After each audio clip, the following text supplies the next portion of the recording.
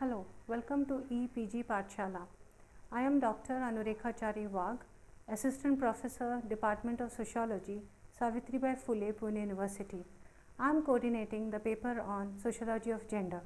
Today we are going to discuss an important module called Constructing Normative Sexuality. In this module, we are going to question the binaries, especially in terms of what is normal and what is abnormal.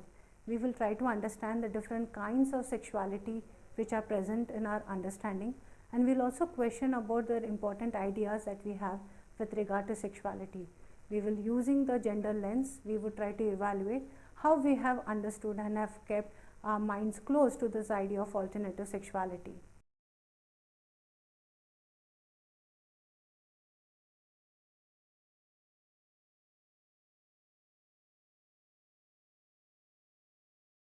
Constructing normative sexuality, homosexuality, heterosexuality and intersex. Conversations about sex and sexuality are invariably intercepted with questions such as what is the need to talk about such dirty, immoral things. Sex is something that happens naturally between men and women after marriage in the darkness of night and in the privacy of their bedrooms. What is the need then to discuss something that is natural, will happen anyway, and in the name for way for everyone in a universal manner? So why talk about it? The current module will critically evaluate some of these claims related to sexuality. A. Sex as natural and universal. B. Sex as private matter. C. Sex as compulsorily heterosexual and linked with heterosexual marriage. D. Notions of normal and abnormal and deviant sex. The term sex has been used within sociology in two different contexts.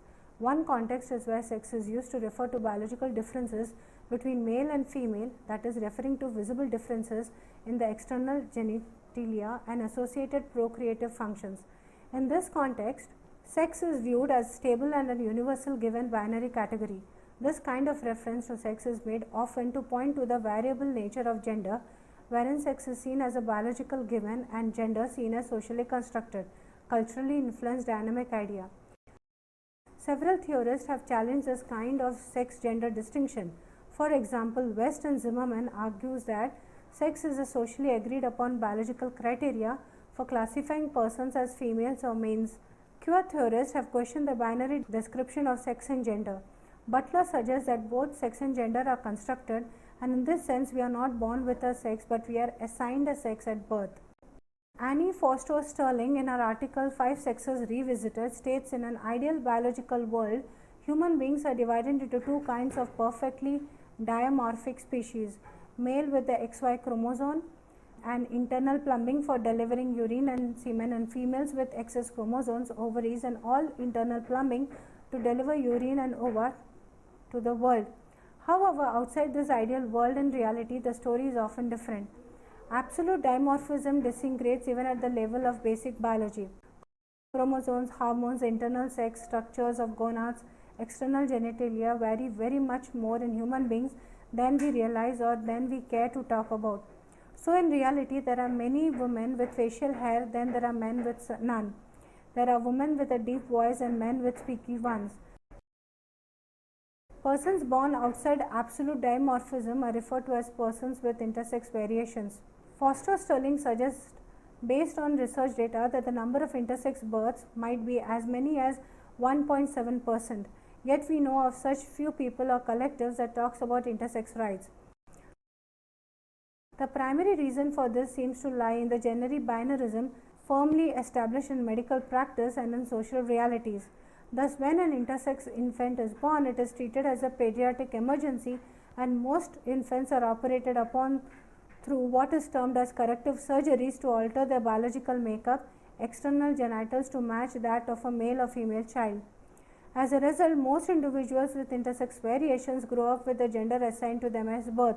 Some may even have the knowledge that they underwent a minor surgery soon after their birth. Whether these children grow up with a sense of comfort and alignment between their inner sense of gender or felt gender and the one assigned to them at birth, or do they feel the lack of alignment between their felt gender and assigned gender, is clearly not the concern of the parents or the doctors performing these surgeries. In this module, however, I will focus on the other meaning of sex implying sexuality. I will use examples and suggest small group exercises to discuss how not only sex and gender are socially constructed into binaries of male and female, but ideas of normal and abnormal sexuality, that is heterosexuality and homosexuality, are constructed from this very idea of binary nature of sex and gender. Normative heterosexuality can be argued to be a social structure that is upheld by institutions of marriage, family, science and medicine, law and state, religion, and that marginalizes people who do not prescribe to this normative ideal sexuality. Robin, in her essay Thinking Sex, Notes for a Radical Theory of the Politics of Sexuality, suggests several propositions regarding the political nature of sexuality and builds a compelling argument for social construction of normative sexuality. One of the first propositions that Rubin discusses is that of sexual essentialism. It refers to the idea that sex is a natural biological force that exists prior to social life and that shape institutions. It is thus viewed as unchanging, asocial and trans-historical. This idea of sexual essentialism has been reproduced in disciplines of psychiatry, medicine and psychology, which have been some of the dominating disciplines in sex research. These disciplines view sex as a property of individuals as resides within individual hormones and psyches without historical and social determinants. This proposition of a biological psychic origin of sexuality that is uninfluenced by the social milieu and remains static across centuries implies that sexuality is universal and our ideas of acceptable normative sexuality are frozen in time.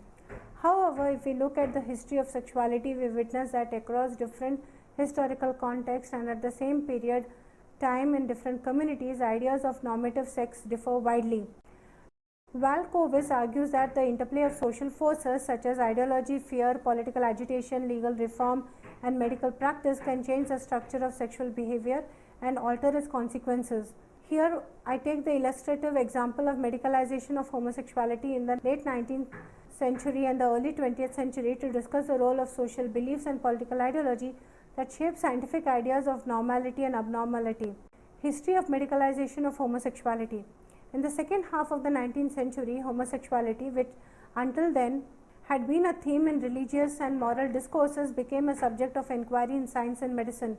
This led to a large body of work wherein sexologists, psychiatrists, psychologists classified and created a range of sexual perversions and abnormalities in contrast to heterosexuality.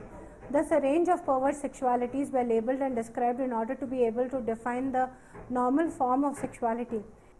Interestingly, historically, the term homosexual was coined and officially used much more before the term heterosexual came to existence. This was to define that which is abnormal before describing the normal and the normative. Krafft-Ebing was the first one to use the term homosexual as a medical condition that implied deviance and abnormality in his work Psychopathia Sexualis, which viewed human sexual behavior as a collection of terrible diseases.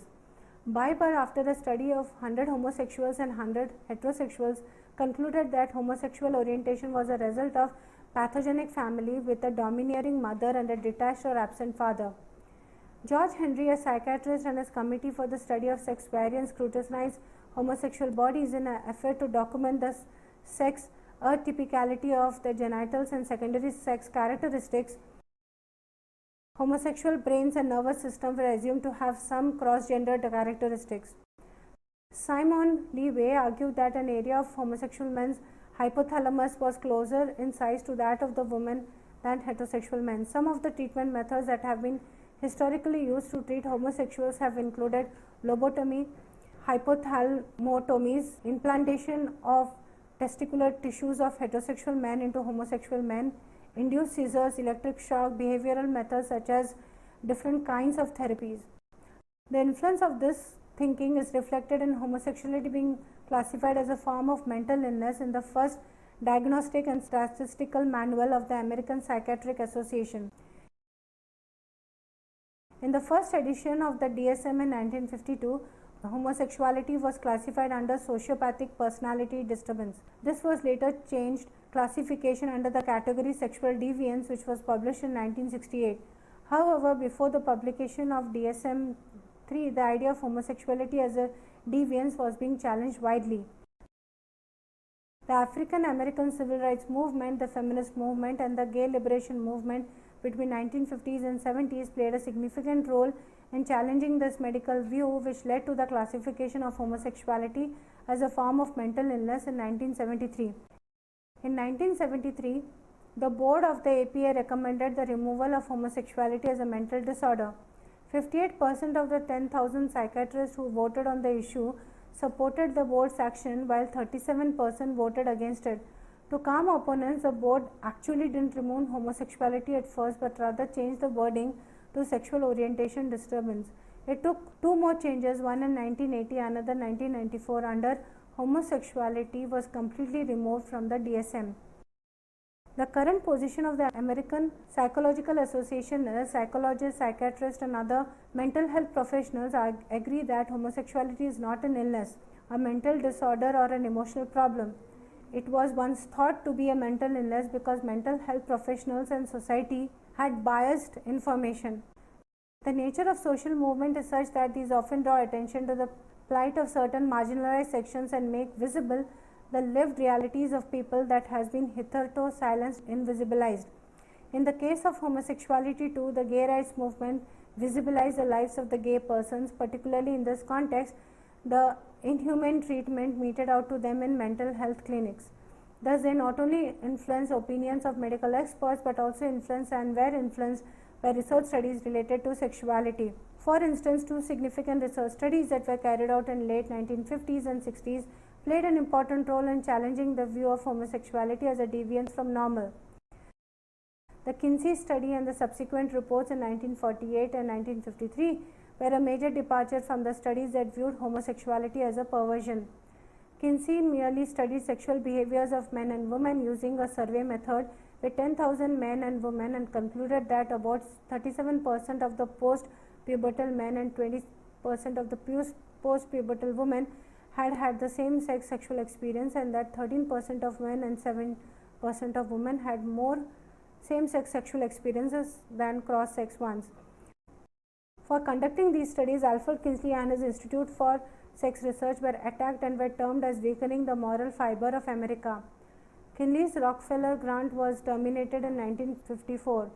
Another study was by a psychologist, Alvin Hooker, who compared the results of projective test of 30 non-patient homosexuals and 30 non-patient heterosexuals. The study found that experienced psychologists, unaware of whose test results they were interpreting, could not distinguish between these two groups. This shift in understanding of homosexuality as a social and sexual deviance to a normal variant of human sexuality indicates that as a social attitude, these taboos undergo change through emergence of social movements, collectivization of the marginalized, termed as sexual deviance. In this case, these influence research, knowledge gathering activities, and these come together to shift scientific and medical notions of acceptable normative sexuality. Thus, the case history of medicalization of homosexuality that outlines a shift from abnormal to normal is a classic example that indicates that sex and sexuality are centrally influenced by prevailing social attitudes. The following small group exercise, again using the case example of homosexual and heterosexual, enables us to understand various aspects of social construction of sexuality. A small group stimulation exercise called Imagine This Scenario.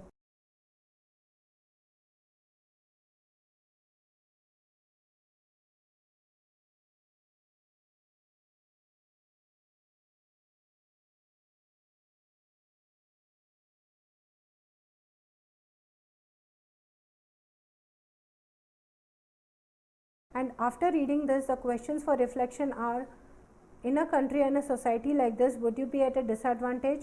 If yes, in what areas of life, and what would be the challenges you face?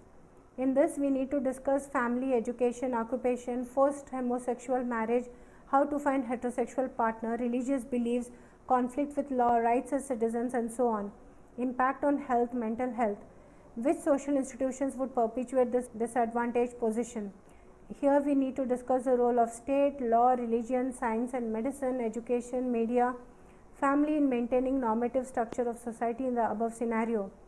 How would you see yourself in terms of self-image in this society?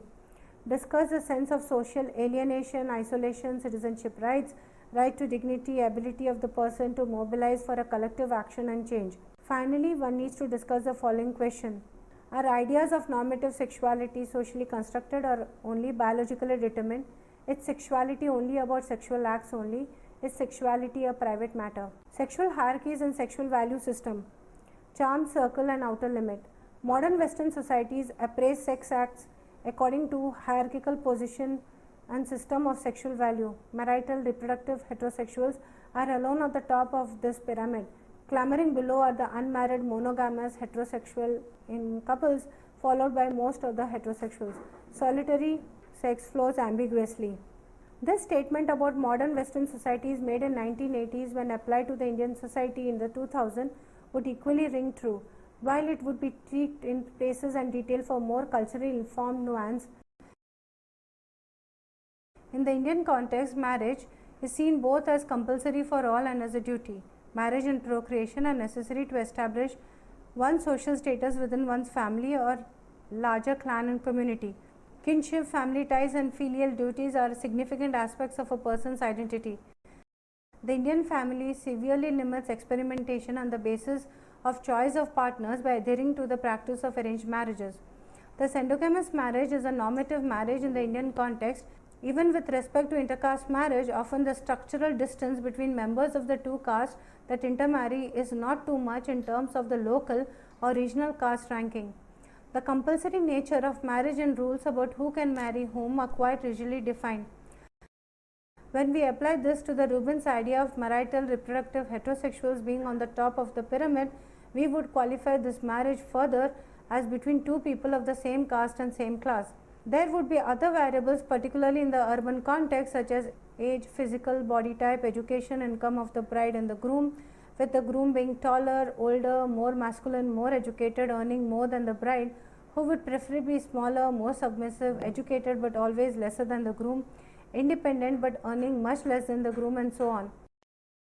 Apart from the feminine and masculine prototype of the body, able-bodied would be another qualifier in the normative marriage. Disabled bodies that are sexual are beyond the pale of imagination in the context of normative sexuality. They certainly cannot be accorded the same status of respectability, legality, social and physical mobility, institutional support, material benefits, certificate of good mental health that can be accorded to normative marriages. The idea that certain kind of sexualities would enjoy social acceptance would be upheld by social institutions such as that of the state, law, religion, science, education, and so on, and other sexualities would be deemed as sinful, impure, abnormal, illegal, indicates that sexuality is socially constructed and that there are social sexual hierarchies based on sexual values in every society. The most acceptable, valuable form of sexuality that has been said to fall within a charm circle as described by Rubin, and then there are a range of sexualities based on various ideologies of gender binarism, heterosexism, patriarchy, ableism, casteism, and so on that fall on the outer limits of the charm circle.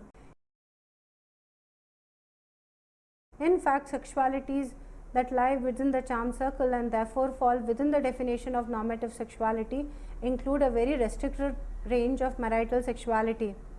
We know that while being outside the charm circle and therefore outside the limits of legitimate sexuality, there exists a range of sexualities and sexual behaviors which exist on the fringes and are often invisibilized.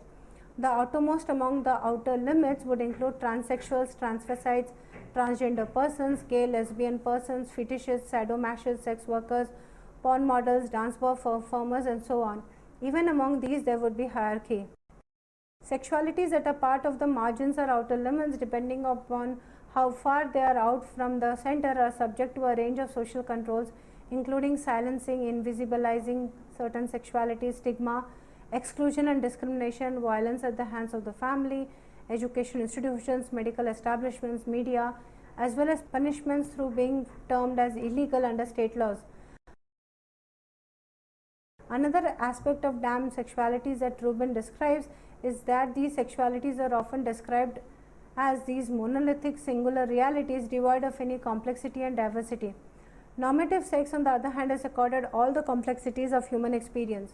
For example, homosexuals are described only in terms of sexual acts they engage in, and these are not only flat and thin descriptions of their lives, and desires, but they are also homogeneous descriptions of the whole community of homosexuals.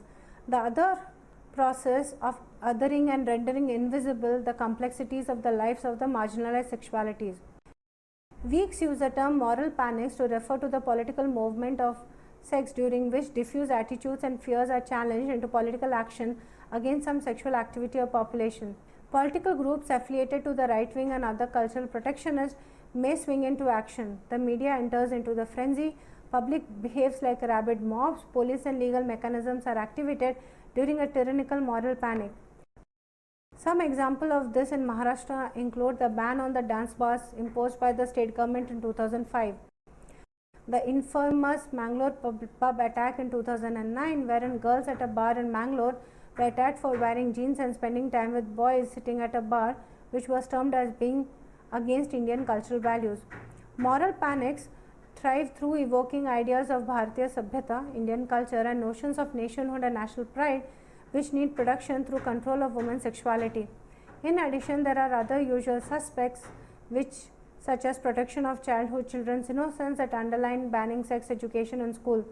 Similarly, homonegative portrayals of homosexuals as child sexual abusers or as recruiters and converters of young children, read innocent and sexless into homosexuals, are other examples of social justification for exclusion of certain groups based on their sexual identities and orientation. What is important is that while noting and discussing sexualities within and outside the charm circle, the discussion is all about sex that is consensual in nature.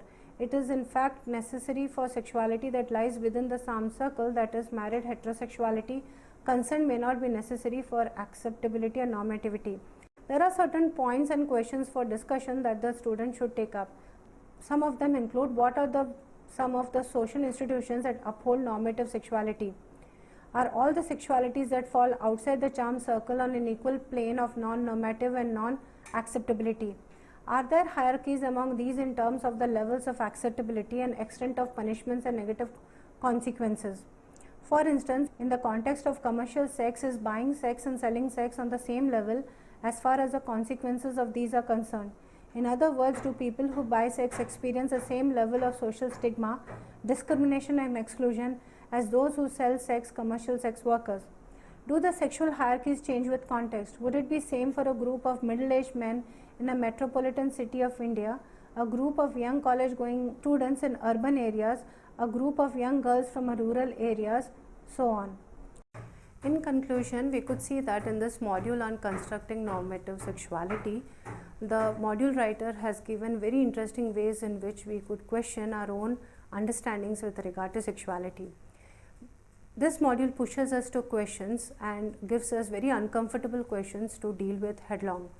Especially the teachers and the students could use the various group exercises given in this module. This module has also been structured in such a way that through group discussions, interactions and group-based work, the students and the teachers can collectively work out and discuss the very uncomfortable issues with regard to sexuality. Lastly, but not the least, by using many examples and through using a vast idea of literature, the module discusses her whole idea about how heteronormativity, heterosexuality, homosexuality all have been constructed and shifts our understanding over space and time. Thank you.